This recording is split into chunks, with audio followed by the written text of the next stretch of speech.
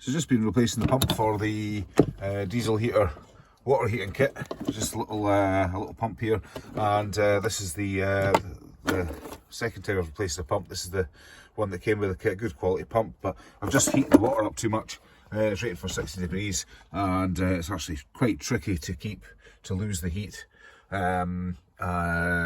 Sometimes when it goes above 60 degrees, so it's just out with its spec. So what's been quite handy though is that I replaced it with this one, which I did a previous video on using bicarb soda and super glue as a filler, because these split and deformed and were leaking.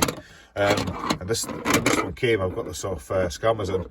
It comes with a 2.1mm socket there, so I thought that's brilliant. Rather than chop that end off and try and arse around with the small cables, the feeds to the pump, I just put a screw terminal 2.1mm plug on there, which means that replacing things like this is super easy. Just a case of plugging it in. Can't do this because I'm one-handed holding the phone, but what I'm going to do is order another pump and keep that here as a spare.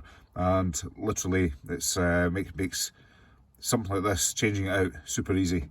Now I've done another video on using 2.1mm sockets and plugs for lots of things in the camper van, for power outlets for small draw devices. Now it's a pretty good idea because it means that, you know, things become plug and play. So worth having a wee think about and have a wee look at that other video, because it's certainly for many applications that don't take a big current draw, the alternative is to one of these, which they fall out and they're just not very good, is you know, it's a lot better.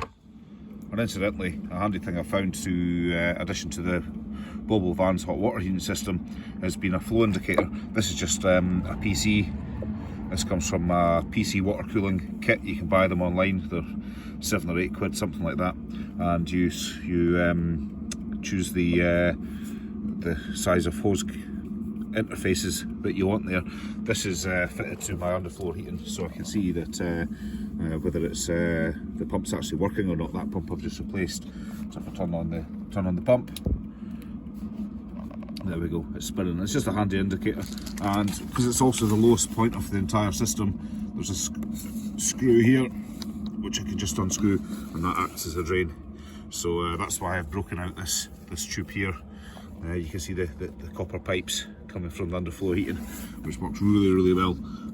So I'm super glad to have this up and running, because it's temperature's starting to drop for the winter now. So but good little addition, doesn't cost much, and it just lets you see whether you've actually got water circulating, whether you've run underfloor heating or whether it you know, it's you're just using it to heat water in the tank. Can't recommend it enough.